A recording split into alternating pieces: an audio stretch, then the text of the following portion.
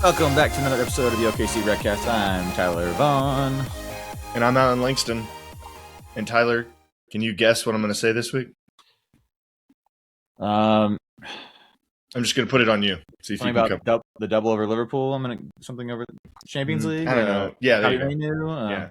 We're here to bring you a perspective on Manchester United that is from the Champions League towards the Champions League. Okay. Yeah. I think we need to restart. Welcome I'm Tyler Vaughn. And I'm Alan Langston. And we're here to bring you, Tyler, can you guess? Can you guess what it is? Oh, a Champions League perspective? Nailed it. Champions League perspective on Manchester United. Hell yeah, man. We're back, baby. Like we never left. It'll be maybe a little different story depending on who we get in the draw and all that and what our team looks like next year, but it's exciting right now at this very moment. That's for sure.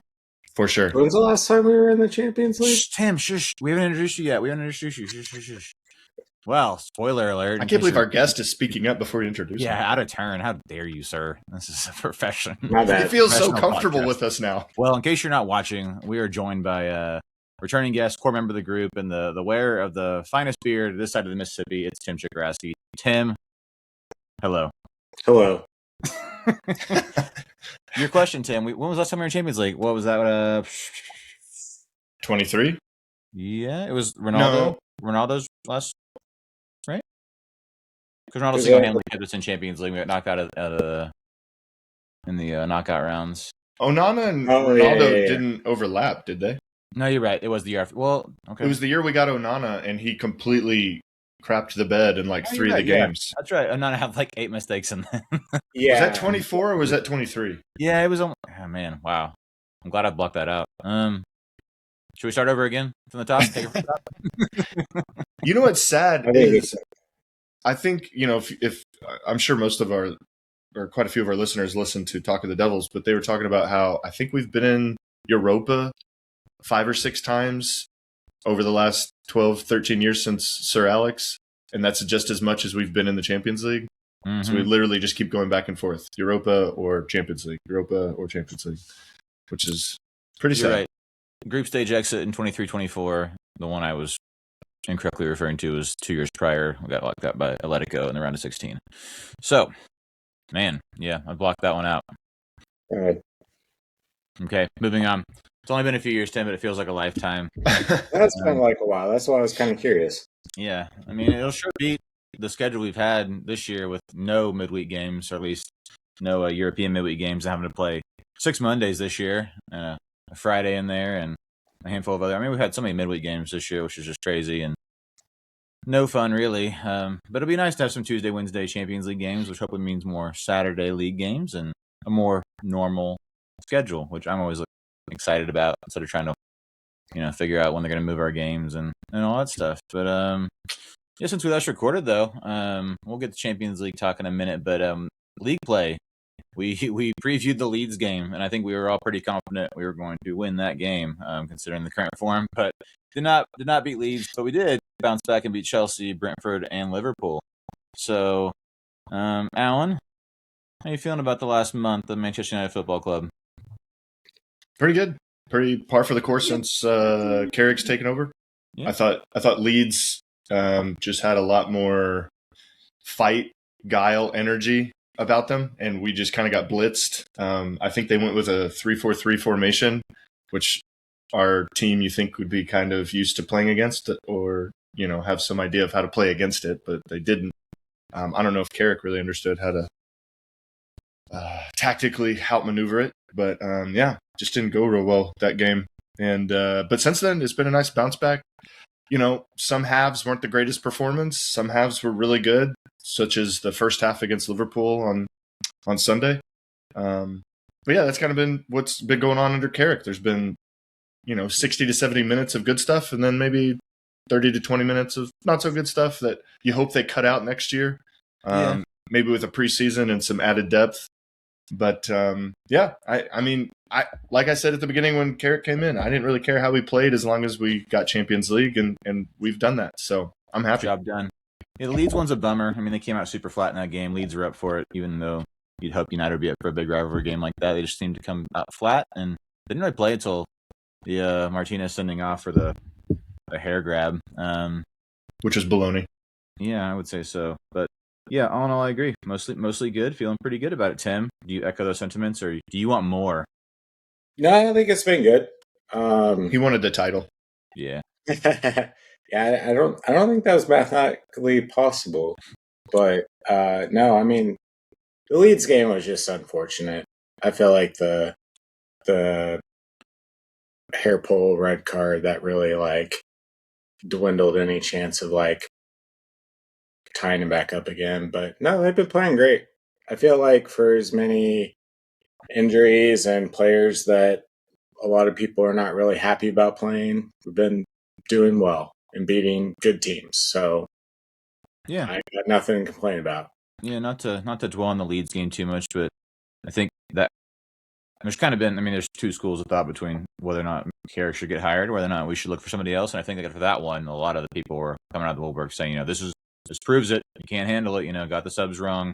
Team wasn't prepared. Was that the game prior to the break? Yeah, we had 24. There was 24 days off or whatever prior to that game. Yeah, so that was a lot of people were mouthy. They quickly, shut up after that with the last three results we've had since then. But yeah, I don't know. We showed a little fight when we went down. We scored the goal after going down a man and could have possibly tied. I mean, they could have scored. They didn't completely give up, but yeah, it was tough. Did you guys see the hair pull as I did? Because to me, it looked like the way Calvert-Lewin landed, he extended his body, like he was falling a certain direction, which was opposite of Martinez. And so I never actually saw Martinez pull. I saw the grab, obviously. I never saw an action. And even afterwards, Martinez was walking up to the ref saying, I never did this. I never pulled back. Calvert-Lewin's head and torso continued to go away from where Martinez was, which I think made it look a little worse than it was. To me, it was just a simple grab because Martinez is falling and maybe he was going for a jersey or something and happened to grab his hair. So to me, to label it as violent conduct and be automatic red card, I thought was ridiculous. But I was curious what other people thought because absolute crap, man. There was no pull. If you want to say that's the rule and you can't even touch the hair, you can't pinch it or whatever he did, it slid through his hand, fine. But we've seen at least two incidents in the Premier League or FA Cup and Premier League since then where there's been a blatant hair tug that wasn't even looked at. Not only was it not a sending off, it wasn't even reviewed. So Cucurella's hair completely went backwards the opposite direction, and then he went to the ground. Yeah, and they said no big deal. Yeah, 4 or 5 days later after that, it was the Fulham game. Bassi. I can't remember who it was now. But yeah, straight up tug from behind, yank. Yeah. Not even a look. So I don't know, man. Arnie Slot wants to complain after our game that Šeško's goal shouldn't have been allowed, and they get all the VAR decisions against them. But I'm not here for that crap. We've discussed on this pod. We've discussed 2 or 3 goals that should have been allowed that they disallowed for United in the last 3 months. Yeah, we tend to. We get our fair share of bad decisions. So, I mean, you can call Šeško's goal a handball you want. No one could have seen that ever. And, I mean, whatever. But, I don't know, man. I'm not here for managers complaining about. I mean, you would never hear Michael Carrick doing that. So, shut up, Arne Slot, punk. Tim, what did you think of the hair pull? Did you think it was legitimate and worthy of a red? I mean, I could see how it could be a hair pull. I did not know that was a straight red card for pulling the hair. I feel like if it was more malicious, like a flagrant 1 versus a 2 kind of thing, I feel like it'd be incidental, hair pull, and maybe give him a yellow card or something. But a straight red seemed crazy to me, since his head didn't even jerk back or anything. It just, I mean, you can go up and do your little headbutting stuff and jerk your head at people and just get a yellow card for that. But if you blatantly tried to headbutt someone, that's a red card. Different. So kind of like what Tim's saying. I mean, there should be maybe a level 1, level 2 sort of situation, right? Yeah, that should be all or nothing on something like that. And I bet they'll probably rewrite that law of the game a little bit. But a few days later, we were able to pick up the pieces and what was billed as a potential Champions League place decider. We beat Chelsea at Stamford Bridge 1-0 and a brilliant Cunha goal. I had to go back and it's been a few weeks, so I kind of forgot what happened here, but I was like, oh man, that was a quality goal. And then it was good to see Garnacho not do anything, and he was so bad of the home faithful at Stamford Bridge. Yeah, I enjoyed that one quite a bit. That was a lot of fun. Did you all see the videos of everyone coming off the field and totally ignoring Garnacho after the game? Yep. Christina showed me that, and I started laughing my ass off because I was just like, "That's tells you all you need to know." Yeah. Well, and even the posts and replies and comments players made, because like Luke Shaw clearly posted something semi against Garnacho when he's pushing him down. He posted a picture of him pushing him down. Yeah, I saw that. And all the comments, all the replies. I mean, I was like, and then maybe Aiden Heaven posted something too, and I was like, there's some definite beef. No love lost there. And also weird that Garnacho deleted all of his Chelsea related content from his Instagram and has only left his United stuff. And I think he's a little regretful. I mean, I know he's making double what he was making at United, but I have a feeling he's not going to be in Chelsea much longer, and probably won't be in the Premier League much longer. But sorry about you, bud. That's probably what he needs anyway. He probably should have been shipped off a while ago, or at least loaned out and let him grow a bit somewhere else. He just doesn't seem to have the work rate or the physicality to do it in the Premier League week in and week out. If he was playing, if he was asked to play coming off the bench every once in a while, he'd probably be all right. But, he wants to start and talented enough to start, just probably not in England. So he'll get you to the final third all the time. Mm-hmm. His final product and decision-making is what fails him all the time. But it was a good performance at Chelsea. Yeah, that was fun. And always good to beat Chelsea with the few mouthy fans that there are up at Skinnies. They were quiet, as they should be, because that team is in free fall and just dreadful, which is hilarious. What are they, 9th now or something? Mm-hmm. Woof. Yep. Then we played an actual good team, or a decent team, Brentford at home. Beat them 2-1. Mainu balled out, as he has been doing. Almost had the assist of the season. Casemiro, another header goal. Šeško with a great counter-attacking goal from Bruno and another assist there.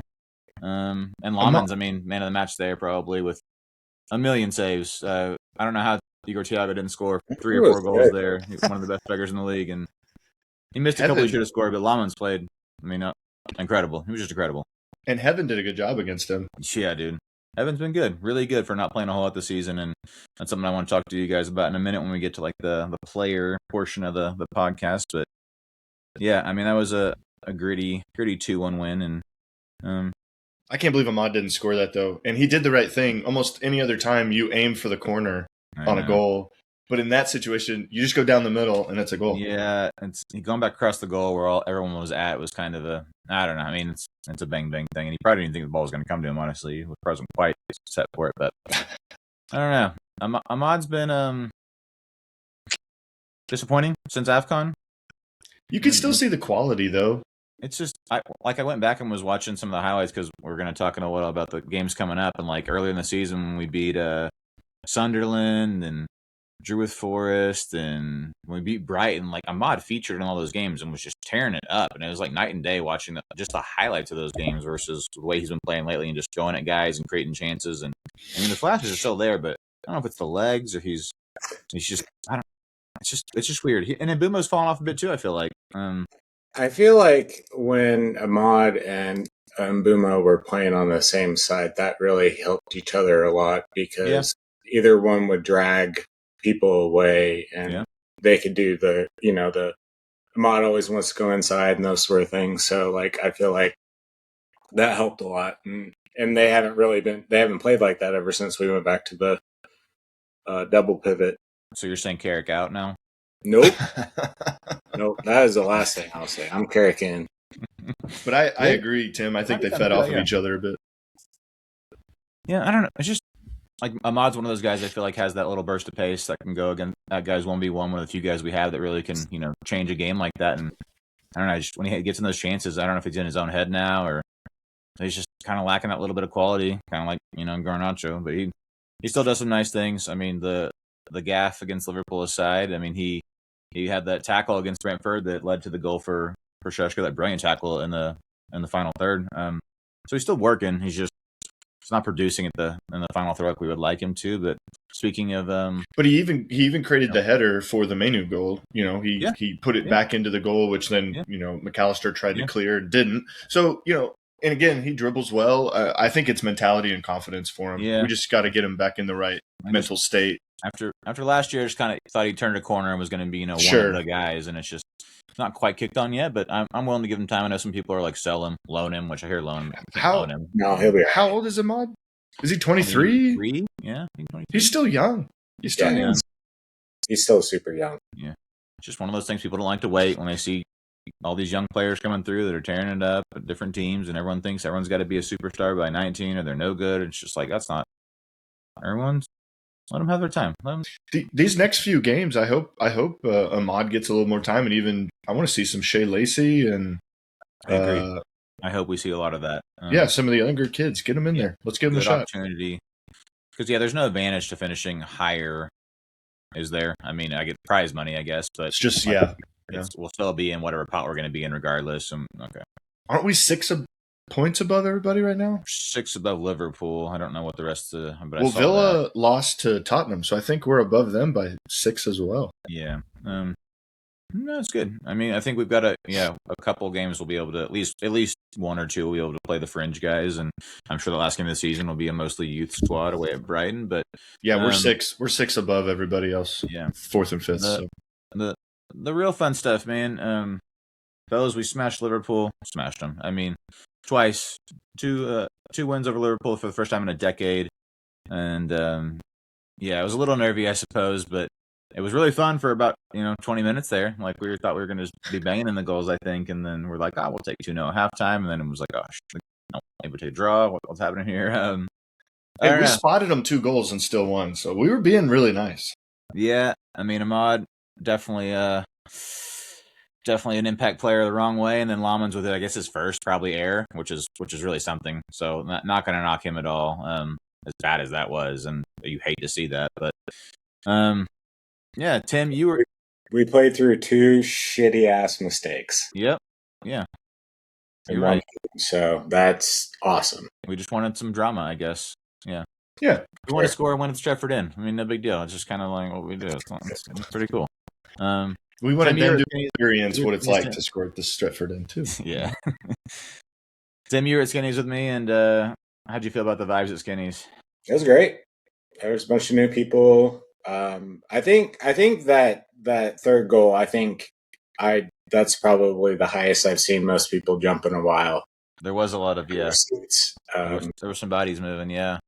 But I think the whole game, I think everyone was pretty, I don't know, excited. I don't know if it's because there's actually other Liverpool fans watching as well, but yeah. I think everyone got super excited on all the goals, so it just kept getting more exciting. So agreed. Yeah, no, that was a lot of fun. Alan, I miss you, buddy. Hopefully we can see you out there sometime soon. Yeah, all the tournaments are happening right now, but if they weren't, I would have been there. But yeah, it would have been. I thought we had a chance for a little payback. Liverpool over the last 6-7 years have given us some thrashings of 5-0, 4-0, 3-0, 7-0. So I was hoping for a little payback of maybe a 4-0, and we just decided to be a little too generous and come out. Do we know what's going on with Sesko? Something with the shin is what I heard. Yeah, they said he banged his shin up, so I don't know. I mean, I bet he'll be rested now since we don't necessarily need him. But he re-aggravated a shin injury, which is that's why you wear the shin pads, kids. Not these tiny little things that the pros are wearing. I'm sure his are, 2 inches tall or whatever. You barely cover any of his long legs, but yeah, I mean, I didn't really see it, but I guess Konate pushed him into the boards. I didn't see it at the time, and yeah. Yeah, he shoved him in the back, and it wasn't a foul. Yeah. I didn't understand. His forearm went straight into his back. Also, Old Trafford is dangerous because it's a ditch right off the field around it's like, I'm surprised people don't just die all the time, like just smash into the boards and get really hurt. Like, it's crazy. The players are all probably super psyched for a new stadium so they can avoid falling off the cliff whenever they step out of bounds. Right. Yeah. But, I mean, what else can we say about Kobbie Mainoo? Just brilliant again. Player of the match, Premier League Player of the Week, winner at the Stretford End, signed a new contract. We've won 10 of 13 games that he started this season, which is basically everything since Carrot took over. I mean, we were close to losing him, and I think that just would have been so detrimental to everything. Like, we can build a team around this guy, Like, it's are you excited that he's here to stay, Alan? I'm so excited. Like I thought we were going to lose him for sure. So I'm just beyond relieved that I think the biggest positive out of Amram getting the sack was that we're going to keep Kobbie long term. Because I mean, sure the form is great, and 12 from Champions League, but long term keeping Kobbie nailed down, who's one of the best young players, midfielders in the world, is of the utmost importance to me. And I couldn't be more thrilled that he's sticking around for a few more years at least. Yeah, I think this has a bit more, I don't know, feel to it. I don't know how else to describe it than like the Pogba Jose situation. And we kind of got called Player FC after that because it seemed like, they kind of chose to stick out with Pogba and get rid of Jose.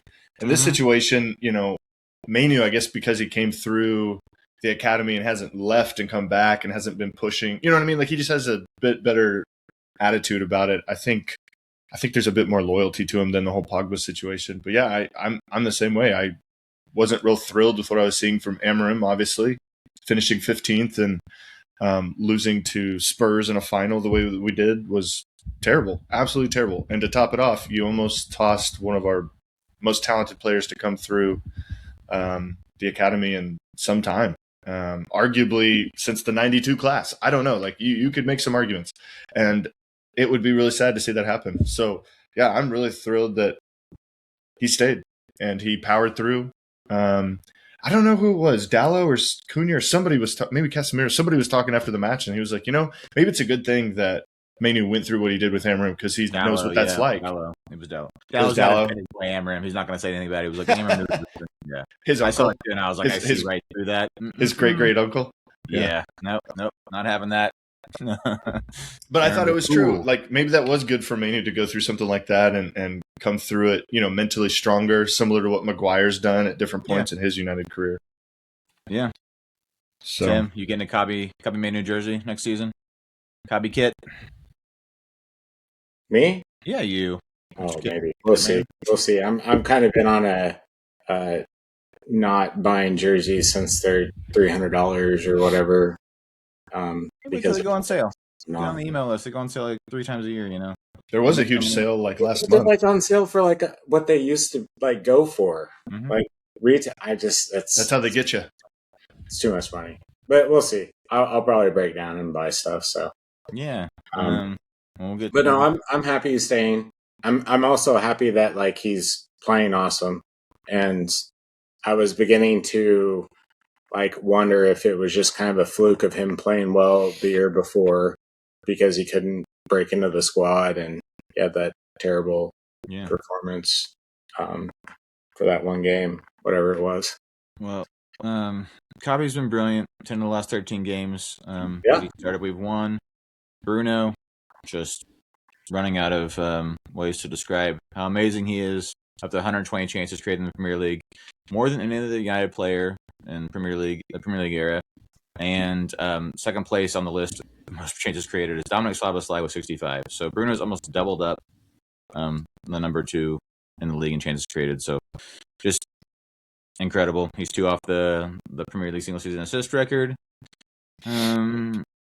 What other we got stats wise? I'm gonna run through here. Šeško, 9 non-penalty goals this calendar year. It's more than anyone else in the league. Michael Carrick is the first United manager to have beaten City, Arsenal, Tottenham, Chelsea, and Liverpool in the same season since Sir Alex did it in 2010-2011. And finally, we've scored in our last 23 Premier League games, our longest streak since 2008. So, doesn't Šeško have the most goals this year? I think that's right. Yeah, I mean, it might. I don't know. I think I was just rolling through like just the year, but yeah, most of this calendar year for sure. I think it's the most non-penalty goals the entire season for anybody. Maybe. Oh, okay. That might be right. For the whole season, goals the calendar year, and it might be the most non-penalty goals or something. I don't know, but yeah, it's definitely the most goals in 2026 so far in the league. Yeah, great stats. He's coming into his own. I'm liking what I've seen from Šeško. I was kind of obviously there's some talent there, but I was kind of worried it was going to be one of those things where it was going to take him a year to settle in. But he's doing his thing, and I'm enjoying it. I'm glad we have him. The Brentford goal gave me a lot of confidence because the coolness and just the ability for him to pay attention of like, I'm pretty sure if I fake my shot here, this guy's going to go right by and then I can power it in. That sort of stuff. I'm like, okay, this kid could be something. Because there's some goals and some moments I watch with him and I'm like, I don't know, maybe he needs more time to just kind of develop more. Maybe it's not the best that he's our leading guy, but then there's moments like that where I'm like, maybe he can handle it. Maybe he can do it. It seems like he's got a good mentality. I'm glad he's scoring some goals, not off the bench too, because that was kind of the thing for a while. I was like, he can't play, he can't start, can't affect the game, when he's coming off the bench, and he's kind of putting those little inklings to bed. So no, I like Benjamin Šeško a lot. Big Ben, he's Before I forget, I wanted to ask y'all, Tim, who do you think's the better upgrade? Cunha on Garnacho or Lamens on Onana?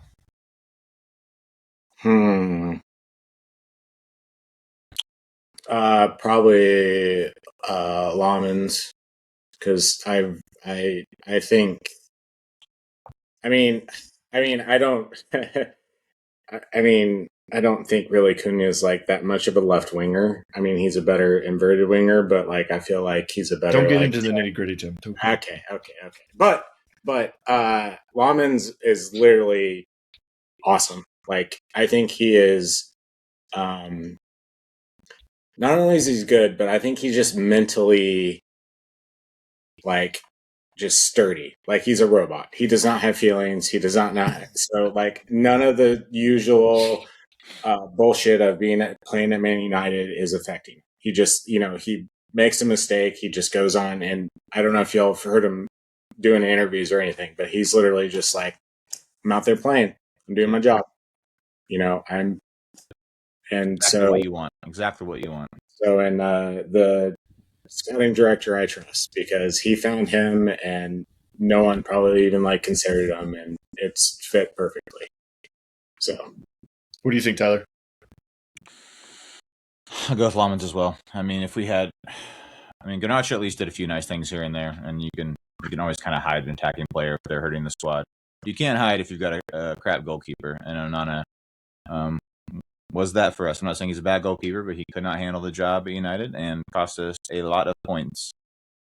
And potentially a trophy last season. But anyway. Well, yes, definitely. So I 100% think it's Lamens. We've had some great signings. I mean, you can't really. They didn't miss this transfer window. I'm happy with all of them, and yeah, Alan, what about you? 4 for 4 in the transfer window is pretty amazing. If they can even get close, say we sign 5 this summer and they go 4 for 5 again. I mean, this squad, I'm not saying they're going to like win any of the big trophies, but I think they could definitely challenge if we keep most of the good players and can add an additional 4, good players. I think they could definitely challenge. A perfect segue into the transfer rumor roundup, or whatever we want to call, talking about potential signings, because we love besides winning, the most fun thing about supporting a team is like talking about transfers and who might be on the squad next year and all that. So we've been doing this for a while, and we do it at Skinnies all the time. Center mid's obviously I feel like the biggest area that we're talking about it improving, and where all the rumors seem to be lying for the most part. So I don't know, Alan, what do you think, and what's the latest you've heard, and what are you hoping to see? I mean, I just watched a video, maybe a couple of videos from some of the United guys I follow about Mateus Fernandes at West Ham. Potentially, if they get relegated, then he could be at a nice discount. And I know that him and Bruno have a really close relationship from the Portugal team, and I think he was at Sporting as well at one point. Just around the horn, I'd be doing a little Tony reality. Good shout out. But yeah, I think that could be a good option, especially if it's at a discounted rate. I don't know if it was Laurie Whitwell or somebody was saying that there's potential they might spend like 80 million on one midfielder, around 50 million on another one, and then maybe try to get like maybe a younger, less proven player that's more of a developer around say 30 or 20 million. So it looks like they're going to give almost 150 or so towards midfield, and that's probably what we need. We revamped the attack. We need to revamp the midfield. I really think we need to get some sort of we need a fullback, most likely maybe the left side, and then I think it'd be smart if they went and got another attacker, whether it's a left winger or a backup striker, something to help out up front as well. And I would imagine if we lose Xerxes, if we lose Ugarte and stuff like that, that could help fund some of that. But that's what I'd be hopeful of. And the Mateus Fernandes guy, he looks like he had a really good season last year for Southampton, and then he's having another good season for West Ham. So I think he'd be a good option if we could get him at the, I don't. No, It seems nice, but he's also been on two teams that have gotten relegated. So he's a loser. He's got a loser mentality. Hey, Roy Keane was relegated, and look how he turned out. So yeah, he's a dick. No one likes him. No friends. Just his shadow and his wife. Mateus Fernandez is who I've been banging that drum for a few weeks now. And that looks like they might, if they go down, especially, we can get him on the cheap. But being that he's a Bruno teammate in the national team, and the fact that I think transfer market's got him at 35 million euros right now, so slightly less in pounds, and I think we could get him for hopefully that. I mean, we'll play a premium like we always do, but I think that'd be a great grab. And then you're looking at Carlos Baleba still potentially. Those rumors haven't died down. He wanted to come last year.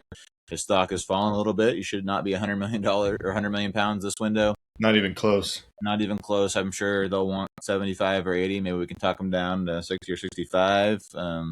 Would be a great get, and that's you're looking at 100 spent right there. And then, like you said, another guy that maybe isn't as big of a household name or potential household name. I don't know who that is. I mean, like João Gomez at Wolves might be looking for a new club. He's probably in the same caliber player,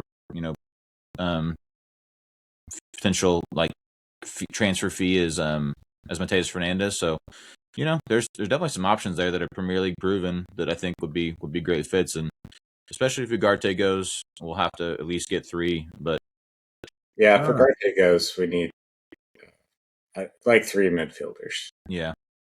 I saw today there was some links to Bournemouth? No. Yeah, Bournemouth midfield. Tyler Adams. And Alex Scott. Both of those would be good options. I like Tyler Adams. Yeah, I don't know. And Scott's had a good season.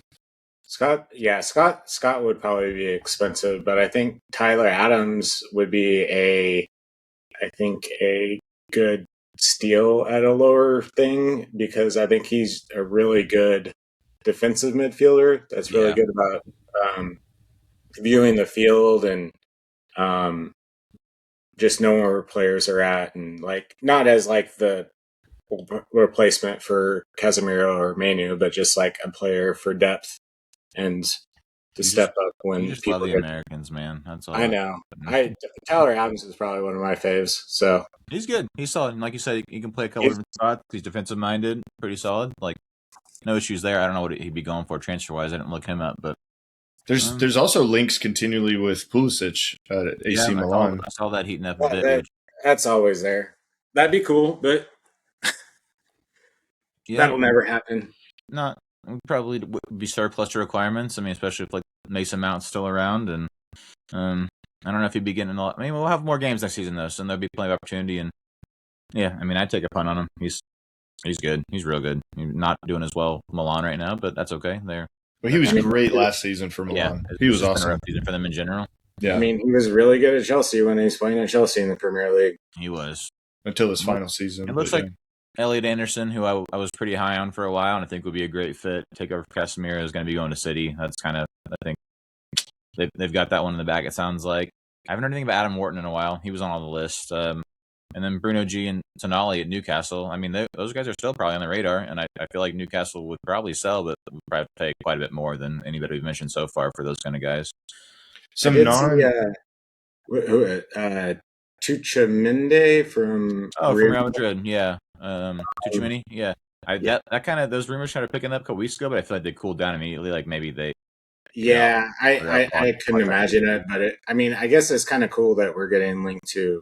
Yeah, I mean, I'd have him in a heartbeat. He'd be great. I think he could do the business, but he'd be really good if we can't get Anderson. He'd be really good. I feel like Real ain't gonna sell him, and they just started his agent probably talking, or right after they got out of Champions League is when all those things started coming about. So I put zero stock in that. But the rumor is they might be going for Rodri, and so if Rodri wins, then they might be willing to sell some of the midfielders. Well.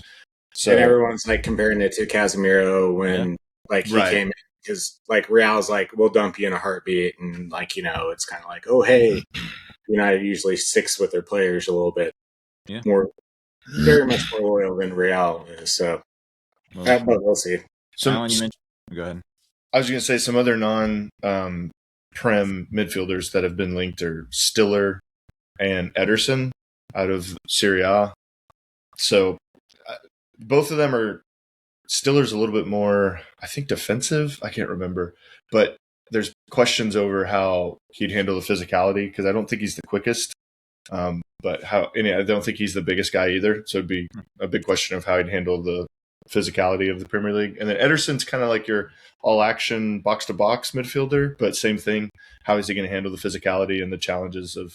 But again, they could be more squad fillers. Take a chance on them, see how they do. But yeah, like we've been saying, I think we're going to need about 3, especially if Ugarte goes.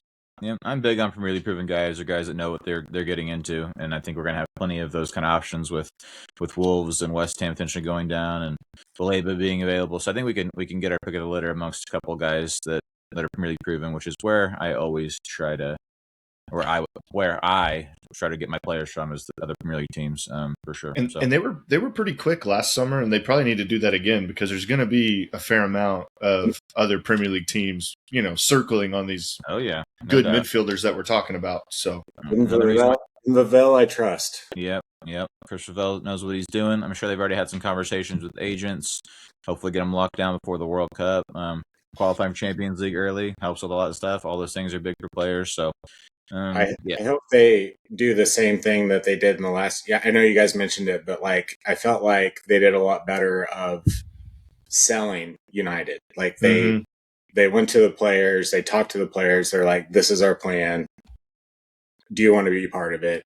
And Cunha was instantaneous, and Mbeumo was instantaneously yes. It just took a while to get the deal done. So, and I think Sesko, Longman's probably didn't have a ton of options, but it just they were like, yes, I want to go be a part of this plan, everything. And I think that'll go a long ways for getting the big name players because, and I think it's a better strategy than United, as long as I've been watching them, where they're just they go and talk to the club before they even talk to the player. They're like, oh, we just want this person. Tap them up a bit. Yeah, no doubt. They it's like a mesh, a team mesh, Now we're just going in with a great PowerPoint presentation, making them feel like perfect. Yeah, they're just killing it. He's just walking in, and anybody have I plug this USB in? Can I plug this in? I'm gonna show you this. No, I think you're right, Tim. Dead on that. Chris Vavell knows what he's doing, and we've all applauded the transfer window acquisitions lately. So I think we'll get it right again. I have faith. But moving further up the field, Alan, you mentioned needing a left-sided player. How do you feel about Marcus Rashford? I hear he's going to be looking for a new club. Man, I kind of feel like that ship has sailed. I wouldn't hate it necessarily. Maybe he could have a cool Maguire arc. I don't know.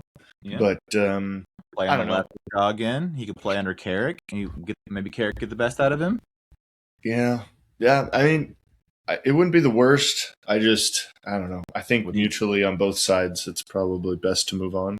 And I think both sides feel that way. But yeah, he probably would upset the balance a little bit. And he's on huge wages, and I imagine coming back and being on those wages. I think it's the wages.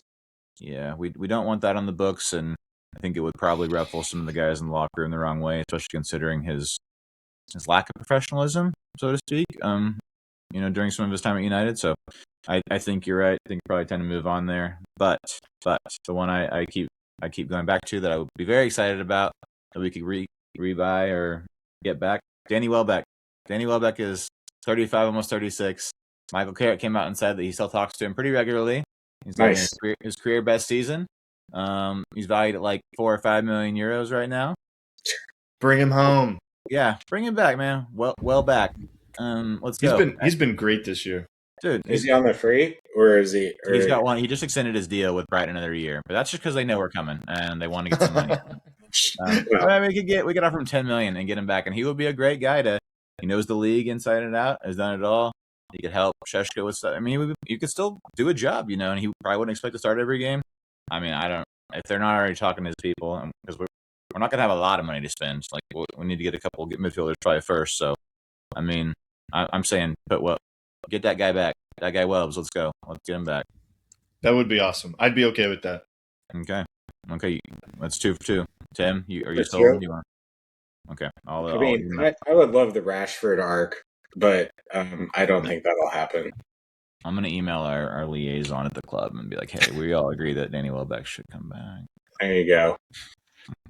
Here's our 2 cents. Actually, our club liaison. What was the other? There was Wolves with the Wolves getting relegated. We could get the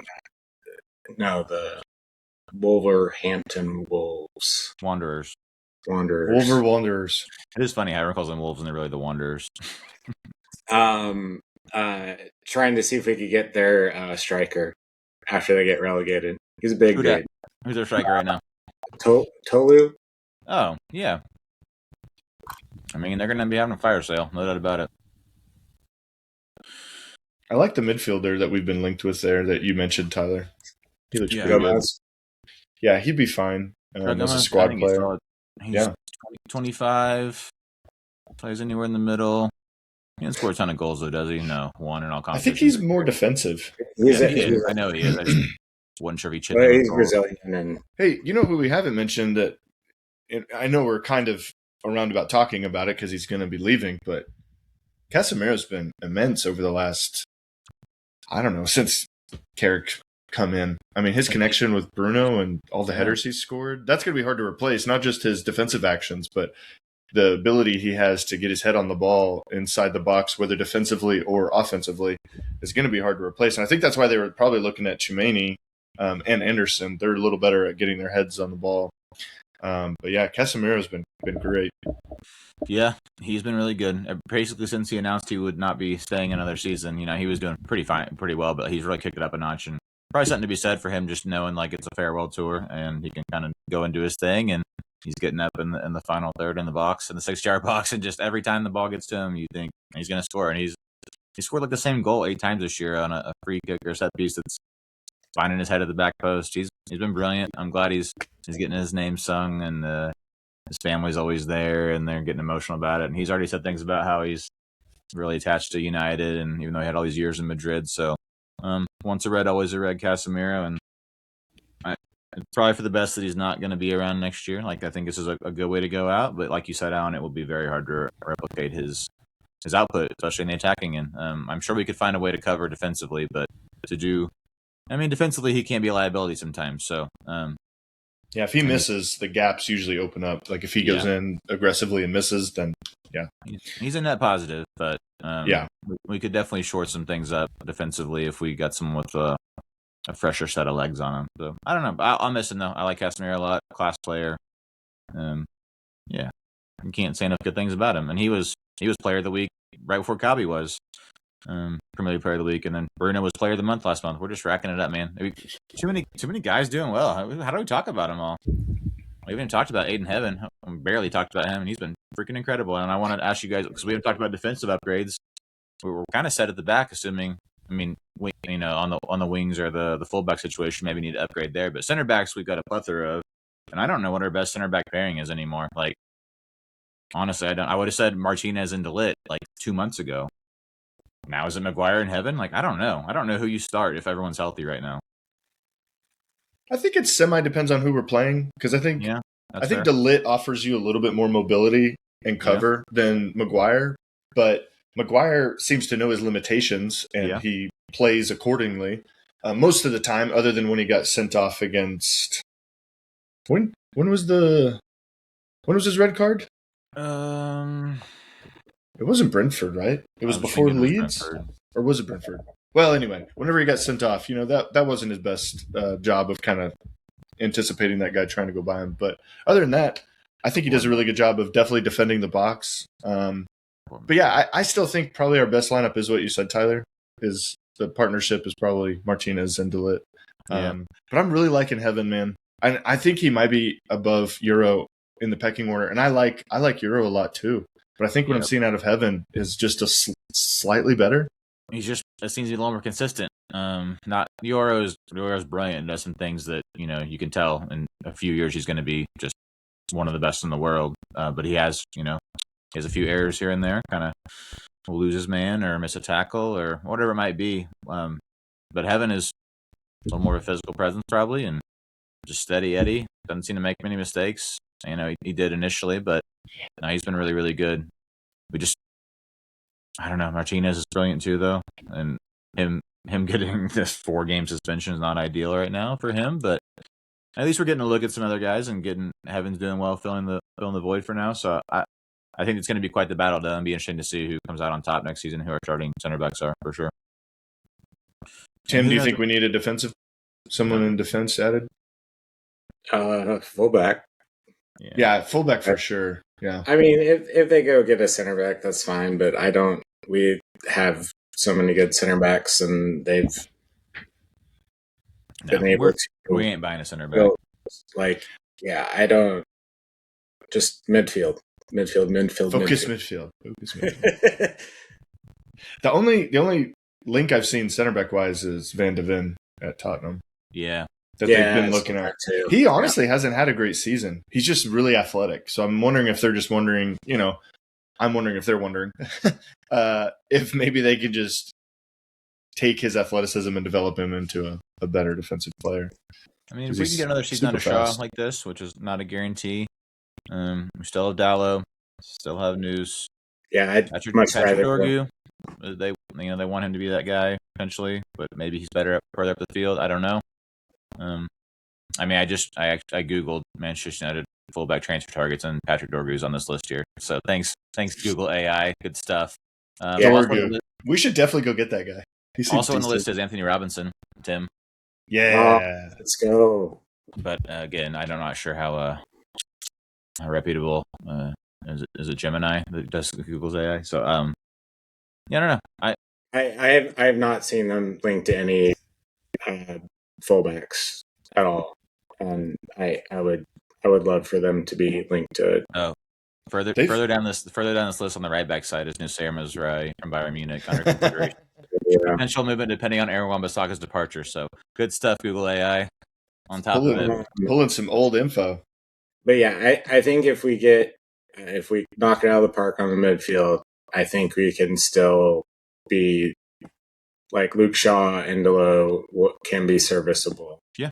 Because they won't have to, there won't be the disarrangement, and I don't know. We've got other priorities, and we aren't putting together a world-class 11 in one, definitely. one transfer window. So Luke Shaw just needs cover.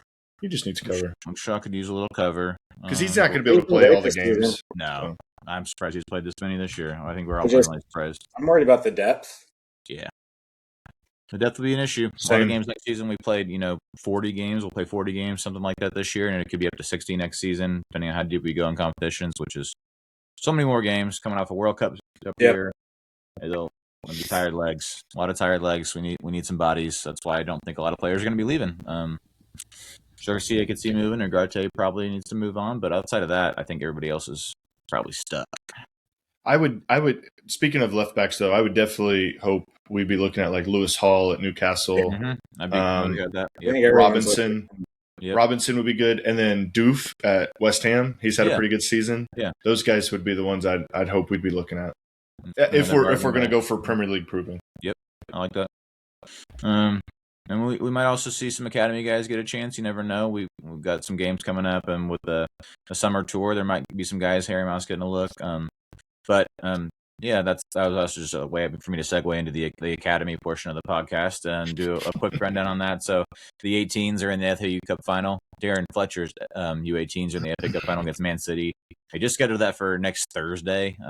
City are getting to host that thing, and they weirdly threw it on a Thursday night and are only allocating 1,000 tickets to Man United fans. Have you guys seen any of this? What? When we were in the FA Cup Youth Final a couple years ago, we had 60,000 fans there for it. They'll get their tickets. They'll get in. It's just like City's trying to do whatever they can to just downplay because they don't care. Their fans don't care. And they just don't want Etihad to be full of United fans for a youth game because that just is a bad look for Manchester's real football club. So they're probably going to be giving away tickets to try and get City fans in there. Yeah, they for sure will, and they'll try and get it half and half or whatever as best they can. But no, it'll be red in there. But I assume that game's going to be on MUTV. I hope it is. I'd like to watch that. It should be a lot of fun. I think City are ahead of the 18s of the league.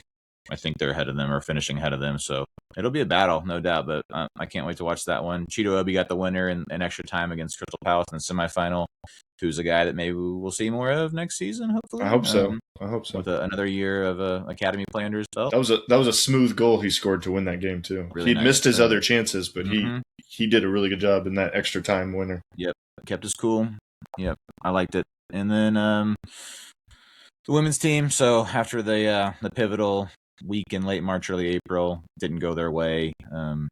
Things have kind of petered out, I suppose. A couple draws. They're in fourth in the league with one game left to go. Only 2 points behind Arsenal for the final UCL spot, but they also have 2 games in hand and a much better goal differential. So it's not looking like the ladies will be back in Champions League football next year.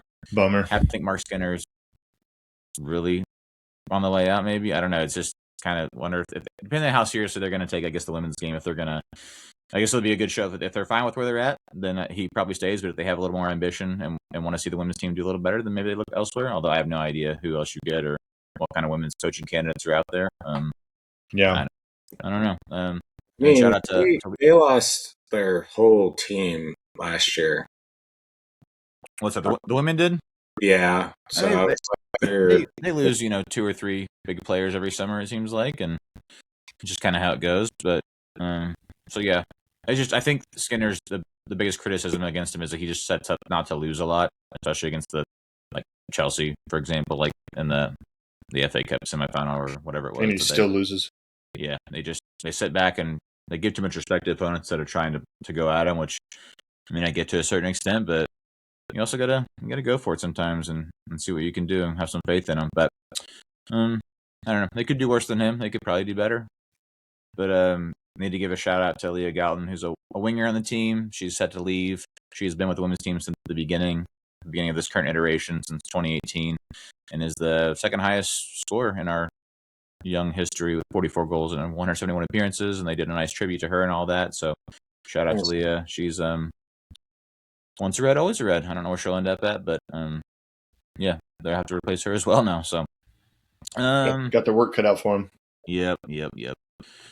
Next up for the men, we got 3 games left. We got Sunderland, then Forest, and then Brighton. Next up, Sunderland away this Saturday at 9 on Peacock. Sunderland 12th on the table. They were really good start of the season. I think surprising a lot of people. They were in the European places for a minute and fallen off a bit. We beat them at Old Trafford early in the season, I think pretty comfortably. I don't know. You guys thinking another win? Think we're going to see some more of the fringe guys this weekend? Mason Mount going to get a start? I'd lean towards some fringe players for sure showing up and probably a draw. They've been pretty tough at home. Yeah, they are good at home. So I'd probably go for a draw. As boring as that sounds. I hope there's some more people on the bench, like some younger. Well, you hope they have like 10 players on the bench instead of 7? Yeah. Is that what Tim's hoping for? Because I feel like that'll at least open up the window for the games afterwards to maybe get some play. I think Trey Lacey will I think we'll definitely see him get a sniff over the next 2 weeks, although if he's going to play, will he play for the U18s on? Oh, I guess that'll be the next week though. So you can play this weekend and then still play for the 18s. If they're young, just make them play both games. Who cares? That's not a big deal. They got plenty of energy. They're fine. Give them a Red Bull. Which kids were on the bench against Liverpool? We had.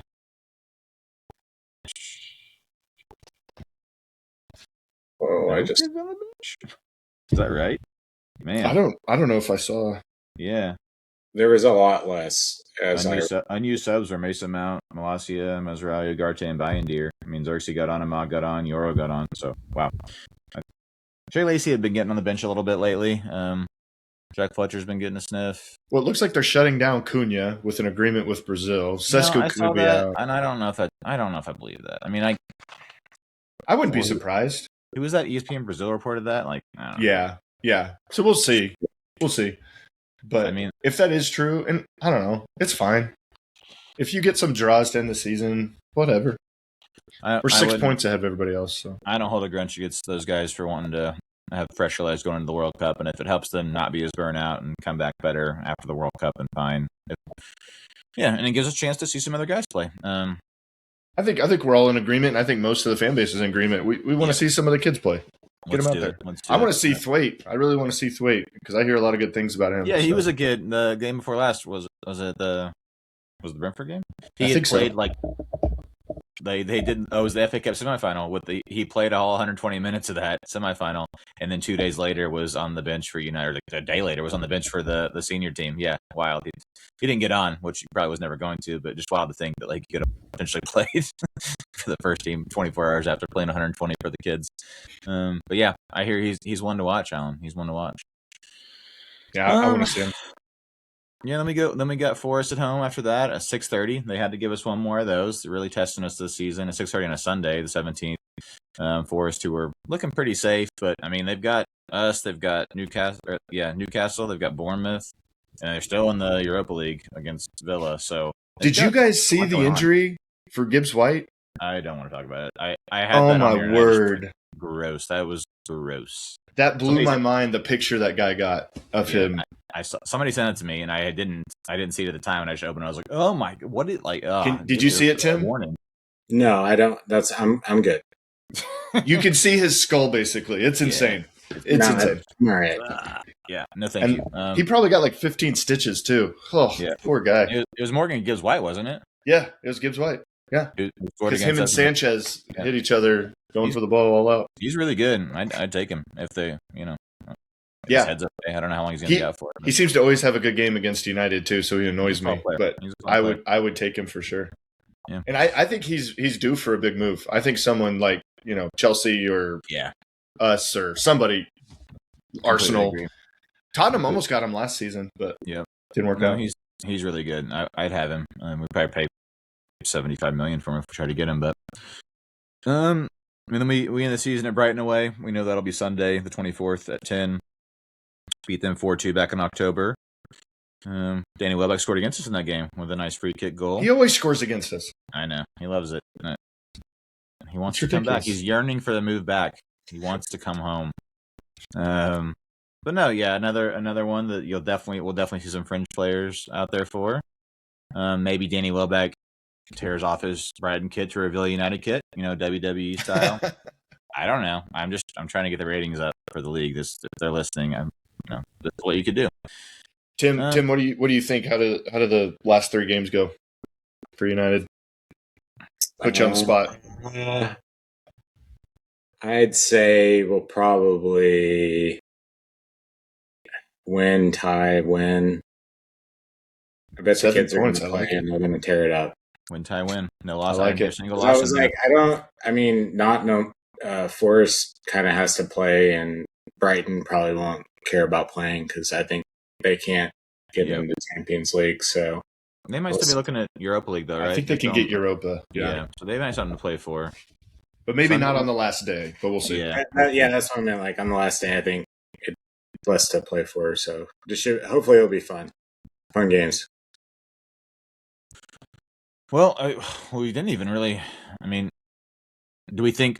I know we all are good with it, but do we think Carrick's going to get the job? Like, has he done enough with Champions League qualification? Is that job done? Offer it to him. I think so. Yeah, I've been always Carrick in. I think this is the perfect storm that they actually find a manager that will fit into system or whatever you want to call it that Ineos is doing, and he's a legend. So he's a legend. Players seem to like him. He's getting results. He's getting results with a team that's not necessarily his, which almost kind of worries me that he will change things and might have a different style and stuff like that. But that's okay. Like, he's getting a job done with a team that our former manager was not able to do. So kudos to him. He's been great. Like you said, he gets it. He knows the club inside and out. I think that matters a lot to certain guys. It'll help probably keep Bruno here, which I think we all would have probably said Bruno was on his way out. I was certainly thinking that up until fairly recently, and I think now it looks like he's going to stay, and Carrick's probably a big reason for that. So if you can keep the players happy. I think he's been a good head coach. Yeah. and that's what they want. They don't want a manager that wants to be in on every detail. They just want a coach that'll bring the best out of the players and play the system that they want. So it's like a no-brainer to me. Yeah, I agree. I mean, I'm good with it. In worst case scenario, it doesn't go so well. Guess what? You can fire him. Get somebody else. They're pretty good at it. They know how to fire guys. It's not hard to find another coach. I do feel like they need to get this one right, though, because they've gotten the last two pretty badly wrong. Yeah, well, I mean, at least Ten Hag won a couple trophies. It's true. We did get to enjoy that. Yeah. But I'd be okay with Carrick, and I think he might be the easy choice, but I don't think he'd be a bad choice. And I don't know, they talk about Areola and some of these other coaches. Are they going to be that much of an improvement? I think there'd be some growing pains. There'd be some, it might be a little awkward for a bit, and they're going to have the thing where it's not my team, and guys are going to get frozen out. And the only one that feels like a shoo-in is Enrique. If for some reason they could talk Enrique into it, but that's about it to me. Yeah, I don't see him leaving PSG, but I agree, and I think Tuchel would be decent, although he always seems to burn things down after a couple of seasons. Nagelsmann would be interesting, but we're not going to get a preseason potentially with him, so nothing seems to be a great fit. So it just seems like kind of Carrick is going to be default. Yeah, the decision's kind of being made for him at this point. I think if you get one of those names, it's like next year after we're not, winning the league or something. Like those guys you bring in when you have all the players in place and you just need to yell at them and they actually play well. I think we're still kind of rebuilding up, and I think Carrick fits that, and he loves the club, and he's going to do what's best for the club. And so I was like, it's hard for me to think of anyone higher than him right now. Yeah, he loves the club, he loves United, he loves the shirt, and that's a perfect segue into talking about the elite kits for next season. I was just waiting for that. I love kits. I love talking about kits, and they've basically revealed that the home and away. The home being the standard red, but will have a nice white collar, little collar on it, and the blue looking kind of very much like a 1980s throwback with some red and white piping, and the Adidas Originals trefoil crest or logo on there, which I like a lot. I feel like Adidas should just do that on all our kits. And I say that as I'm wearing the modern one right now. But I like that a lot better. I think it's really cool. And then the third kit they've teased, which I haven't really seen confirmation on that, is an off-white with the dark green and dark red, and it looks Mexican. Looks like a Mexican jersey. Yeah, the Manchester rose thing sublimated on there. I don't know. That's what we do though. We do a third kit. It's a little different. It seems like so. As a USA fan, I don't know that I love the third kit looking like a Mexican jersey, but it's kind of cool that everything's centered though. If that's right, the Adidas and then just the devil and then the snap. It's all very symmetrical, which I think is cool. But I think the blue looks really good. I like the blue. Very nice. I'm always on the fence about blue kits being. There's a. I gotta see what it looks like. The color of blue. Just very much that United blue, that famous United blue, that bright blue. No, I like them. I like them a lot. I think these are good. I mean, third one aside, I think home and away look pretty solid. Hard to top the black this year for me though. That's one my favorite kit in a long time. I feel like. Yeah, you did a good job with that. But yeah, I'm glad I was able to shoehorn in the kit talk at the end there, fellas. Thanks for entertaining me. I appreciate that. Anything for you, Tyler? No, yeah. Anything you guys want to add before we close this thing down? We've reached our hour limit. I think we're over the mark. Yeah. Okay. It's good to have you back on, Tim. Yeah. Thanks for having me. I appreciate it. It's always a pleasure. I know we'll see you at Skinny's on Saturday at 9. If you can't make it out, it's on Peacock. But Alan, always a pleasure, buddy. Good stuff. Thoughts go out to Sir Alex Ferguson. Was escorted out of Old Trafford before the game this past weekend with a little health scare. Sounds like he's more precautionary than anything, and is doing well at home. And but yeah, always thinking about Fergie. Hopefully he lives forever. But Tim, Alan, always a pleasure, fellas. Listeners, thank you for sticking with us to this thing. And until next time, come on, you Reds. Up the Reds. Let's go, Reds. It's got